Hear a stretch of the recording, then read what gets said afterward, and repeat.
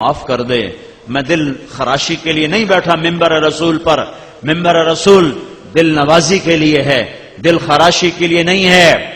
یہ گرجنے برسنے کے لیے نہیں ہے، یہ محبت کے پھول برسانے کے لیے ہے. لیکن آخر بولنے والا انسان ہے.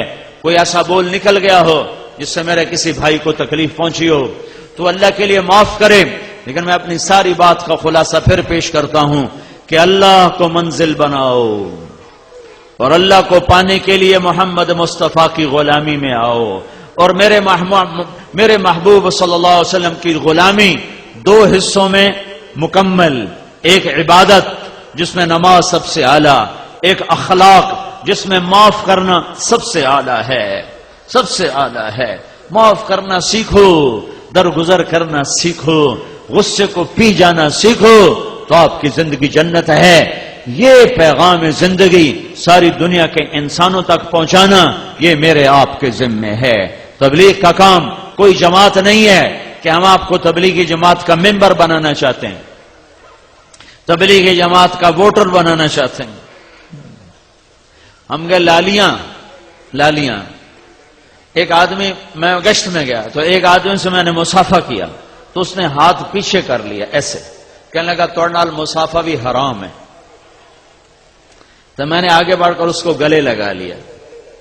میں کہ یار ہمارے نبی نے تو منافقوں کے بھی جنازے پڑھ دیے، تم مسلمانوں سے اتنی نفرت کرتے ہو کہ مصافحہ بھی حرام ہے. آپ کو معلوم ہے کہ عبداللہ بن ابی کا جنازہ میرے نبی نے پڑھا دیا، وہ کہا شاید بخشش ہو جائے. حضرت عمر نے روکا، یا رسول اللہ یہ تو منافق ہے، آپ کیوں پڑھا رہے ہیں؟ تو میرے نبی نے کہا میرے اللہ نے ابھی روکا نہیں، منع نہیں کیا. میرے اللہ نے کہا ہے پڑھ یا نہ پڑھ میں معاف نہیں کروں گا، میں پڑھتا ہوں شاید معاف ہو جائے. اور ایک دفعہ آپ نے کہا میرے اللہ نے کہا تھا تو 70 دفعہ بھی پڑھ تو میں معاف نہیں کروں گا. اگر میرا اللہ یوں کہتا کہ تو 70 دفعہ پڑھے گا تو میں بخشش کر دوں گا تو میں اس کا 70 دفعہ جنازہ پڑھ دیتا. تو میں اس کو میں کہا بھائی کوئی غلط فہمی ہو آپ کو، ہم بھی آپ کے مسلمان بھائی ہیں اور اللہ پاک کی نسبت سے آپ سے ملنے آئے ہیں بھائیو، اللہ کی محبت میں آپ سے ملنے آئے ہیں بھائی، ہماری کوئی تھوڑی بات ہی سن لو.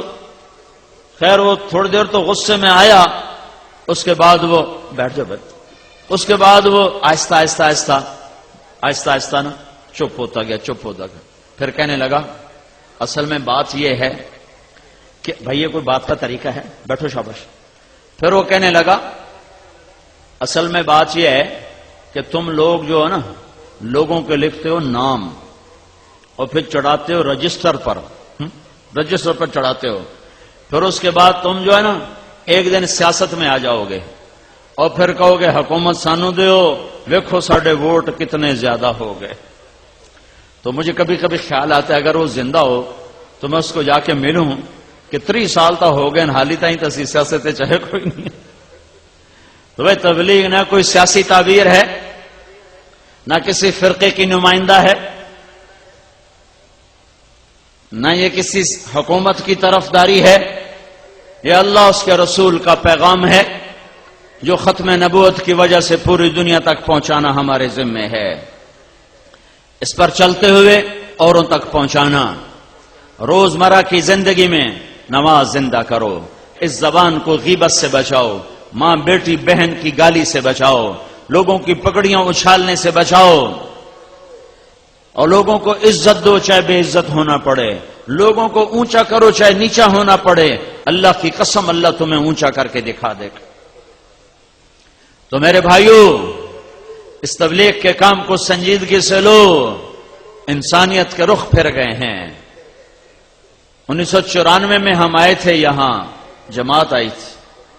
یہ عرب والا جو مرکز ہے نیا چھوٹا سا تھا، یہاں پورا کوئی ہم نے 3-4 دن سورش علاقے میں بھاگ کے لوگوں کو اکٹھا کیا تو اللہ کی قسم 300 آدمی اکٹھے نہیں ہوئے تھے. اور یہ آج اس مجمع کو اللہ گنے گا یا اس کے فرشتے گنیں گے.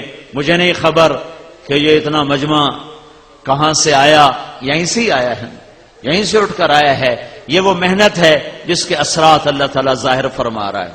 اور مجھے نظر آ رہا ہے کہ 95-96% مجھے نوجوان نظر آ رہے ہیں. یہ بھی اس بات کی نشانی ہے کہ اللہ ہدایت کی ہوا چلانے والا ہے اور اسلام کا سورج چمکنے والا ہے. ایک دور تھا لوگ مسجدوں سے ہمیں نکالتے تھے، نکل جاؤ وہابی آ گئے، گستاخ رسول آ گئے، نبی دے نام منن والے آ گئے، اور ایسے دھکے دیتے تھے اور ایسے گالیاں نکالتے تھے. یہ بہت پہلے کا دور ہے، لیکن اللہ تعالیٰ کا احسان ہے لوگ قربانی سے چلتے رہے اور اپنی جان مال کے ساتھ پھرتے رہے.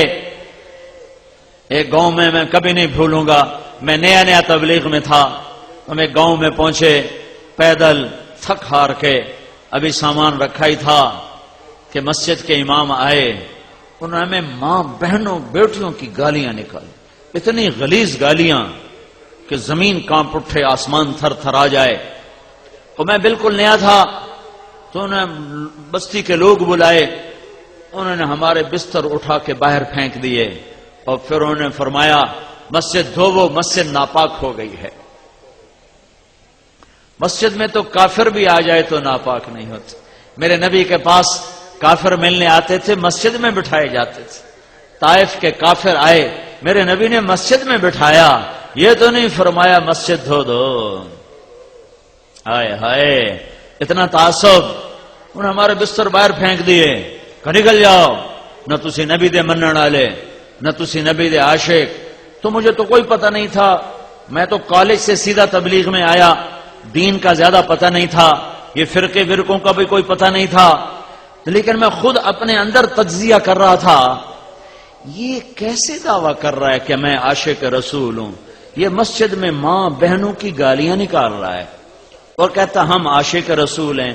اور یہ جو گالیاں کھا کے چپ اور ایک لفظ نہیں بولے، ایک لفظ، اور چپ کر کے بستر اٹھا کے ان کو دعائیں دیتے ہوئے آگے نکل گئے. میں نے کہا اگر یہ گستاخ رسول ہیں تو پھر کیا ان کو عاشق رسول کہا جا سکتا ہے کہ جو مسجد میں کھڑے ہو کے ماں بہن کی گالیاں دے رہے ہوں اور مصلی رسول پر بھی کھڑے ہو رہے ہوں؟